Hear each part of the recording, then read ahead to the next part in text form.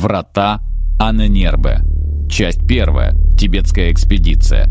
Снег хлестал по лицу штурмбанфюрера СС Германа Вирта с яростью тысячи демонов.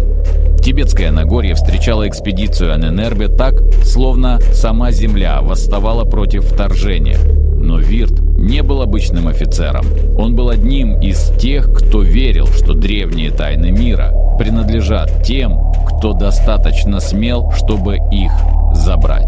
«Херр штурмбанфюрер!» — крикнул сквозь вой метели доктор Шефер, протягивая старинный манускрипт в промасленной ткани. «Мы нашли его в монастыре. Ламы пытались сжечь, но мы успели». Вирт развернул свиток и даже сквозь кожаные перчатки почувствовал странное покалывание. Символы на пожелтевшем пергаменте светились слабым фосфоресцирующим светом, физически невозможным явлением, которое заставило его сердце забиться чаще. «Врата Калачакры открываются лишь тому, кто принесет кровь невинных земле теней», медленно переводил Шефер, профессор санскрита из Мюнхенского университета. Его голос дрожал не от холода. «Герман, это не метафора. Смотрите дальше.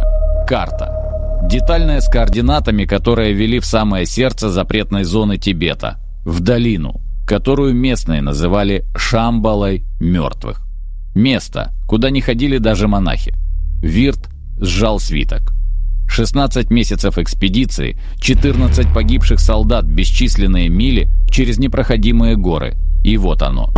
То, что искал сам рейхсфюрер СС Генрих Гиммлер.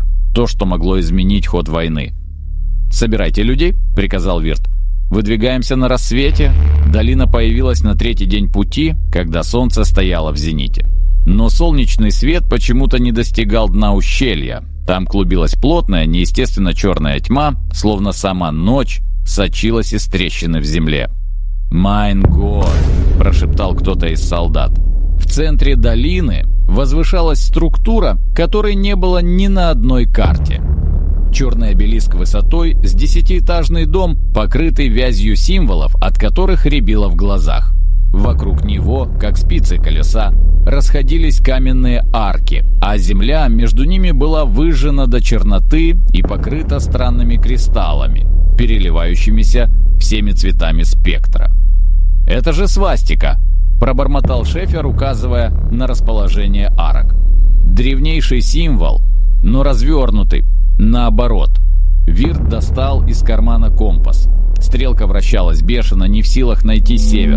Приборы, измеряющие радиацию, зашкаливали, хотя счетчики Гейгера были куплены в Берлине только 3 месяца назад. «Разбивайте лагерь здесь», — скомандовал он. «Я иду первым. 20 шагов. До обелиска». С каждым шагом воздух становился плотнее, словно превращался в желе.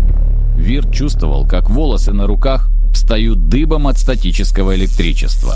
В ушах нарастал гул, не внешний звук, а что-то, идущее изнутри черепа, как будто кто-то шептал на языке, который он почти понимал. Он коснулся обелиска, и мир взорвался. Вирт открыл глаза и не понял, сколько прошло времени. Секунда, час, вечность. Он лежал на спине, глядя в небо, но это было не то небо, под которым он родился.